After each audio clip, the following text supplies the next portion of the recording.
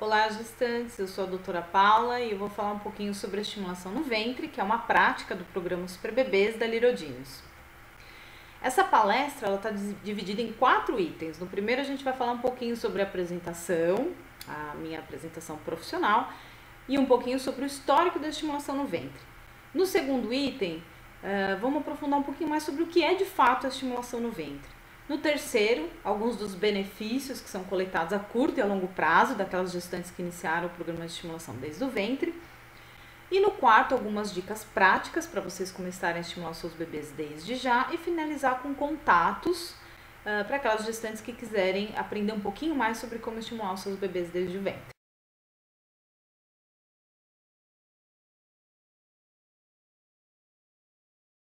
Vamos falar um pouquinho mais sobre o que é a estimulação no ventre, de fato? Então, quando a gente fala em estímulo é um incentivo do meio. Se vocês pensarem no corpinho do bebê de vocês, todos os estímulos externos, eles captam ali dentro, eles não estão isolados dos estímulos externos. No corpinho deles existem órgãos que funcionam como receptores para esses estímulos. Por exemplo, os olhos estão responsáveis pelo sentido da visão. Eles captam as imagens, são enviadas para o cérebro e o cérebro decodifica aquilo. O nariz, o olfato e o paladar dentro da gestação, que às vezes vocês se perguntam, né? Mas o bebê sente cheiro e gosto dentro do ventre? Sente. Aquelas alterações de gosto ou cheiro que eles sentem dentro do ventre são enviadas para o cérebro para que aqueles estímulos sejam decodificados.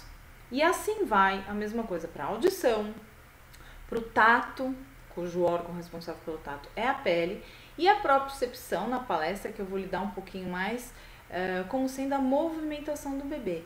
Então, todos os estímulos externos o bebê capta por meio desses órgãos do sentido e são levados ao cérebro para que estes possam ser decodificados, ok? Como que é formado o cérebro do bebê? Lá no início da gestação, dentro da região onde vai se formar o cérebro, existem muitas células precursoras dos neurônios. Ou seja, imagine essa primeira imagem, essas células redondinhas. Elas têm o potencial, não necessariamente elas vão se formar, mas elas têm o potencial de se formar em células especializadas do sistema nervoso central, aquelas do cérebro do bebê, como na imagem 2, tá? A partir do momento em que o bebê recebe estímulos no ventre, né, aquela célula precursora, a número 1, ela passa a se formar a célula número 2. Conforme vai havendo continuidade dos estímulos, essas células da imagem número 2, elas começam a se conectar com as células próximas, ou as células muito distantes de onde ela está. Todos esses estímulos que são ofertados ao bebê, que são estímulos como cheiros, os gostos, os sons, os toques, vão formar a futura arquitetura do cérebro do bebê. Então, os estímulos, quando eles são ofertados de forma efetiva, vão formar essa arquitetura. Quanto mais complexos são os mecanismos dessa arquitetura, maiores são as habilidades do bebê. E essa arquitetura do cérebro, ela pode ser comparada com a construção de uma casa.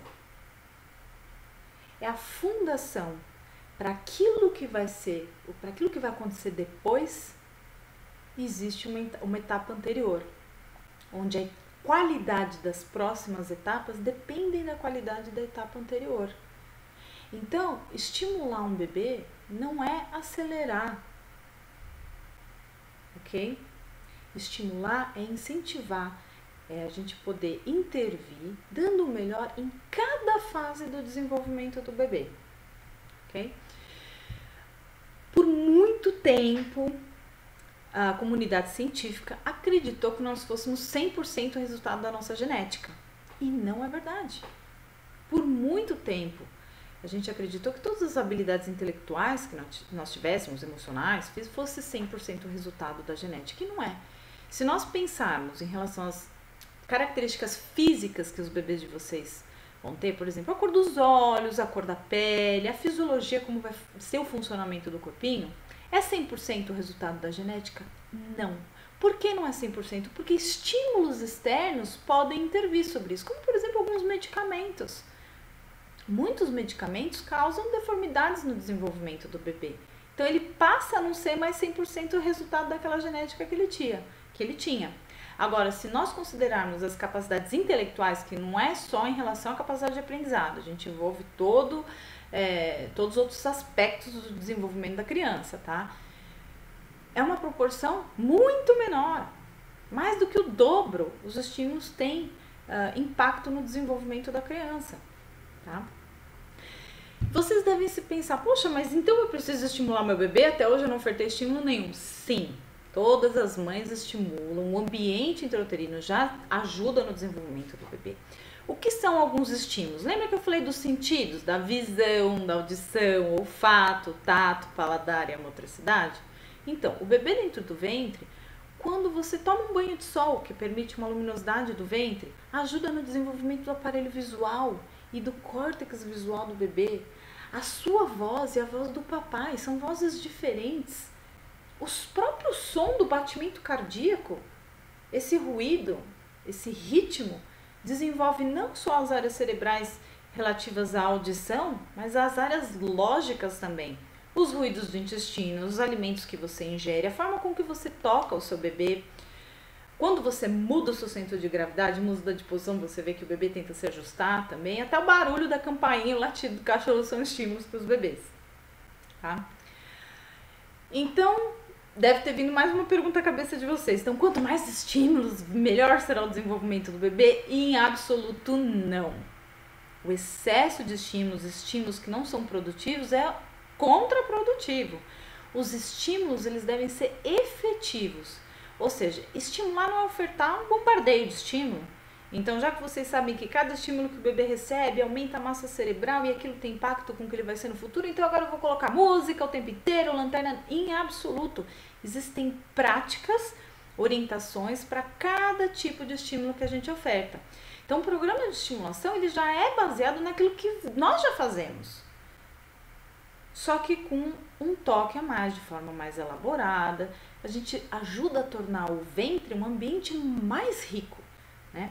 E claro, sempre respeitando cada fase do desenvolvimento do bebê intrauterino, ok?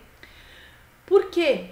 Porque a qualidade de cada fase, a qualidade de cada habilidade que eles vão desenvolver no futuro, seja fala, o andar, a leitura, a escrita, as habilidades emocionais, dependem da qualidade das etapas anteriores. É como fazer um bolo. Não dá para acelerar o processo do forno. Talvez não saia um bolo depois, uma bolacha, não é isso que a gente quer. Então, é sempre importante respeitar cada fase e saber o que pode ser ofertado de estímulo em cada fase.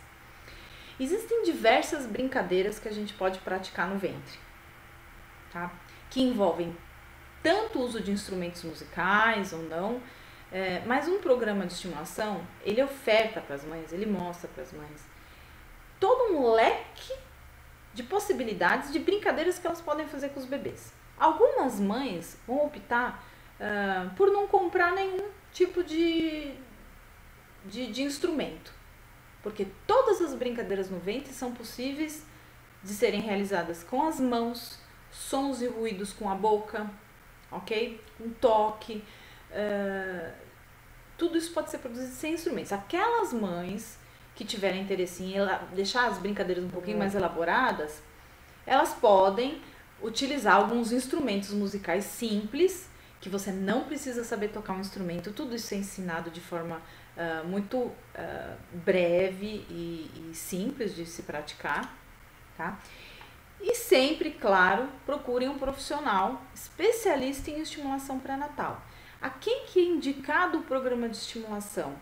São apenas para bebês saudáveis, qualquer gestante? Sim, não existe nenhuma brincadeira no ventre que necessite de uma orientação médica, ok? Todas as mamães que estão esperando um bebê, tá tudo bem no ultrassom, a gestação tá indo saudável, podem e devem praticar um programa de estimulação, porque os estímulos não são luxo, é uma necessidade, são estímulos essenciais ao desenvolvimento do bebê.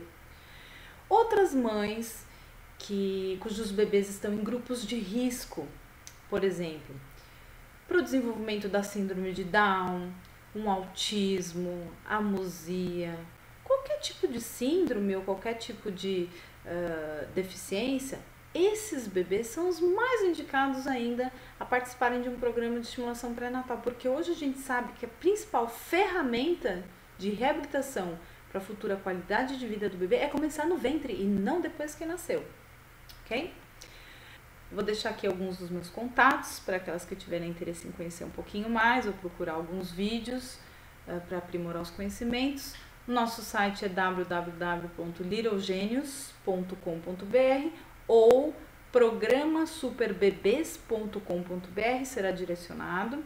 A nossa fanpage no Facebook, com alguns vídeos também, é o facebook.com/Instituto Little Genius. E o nosso e-mail de contato é contato@littlegenius.com.br. Obrigada a todos.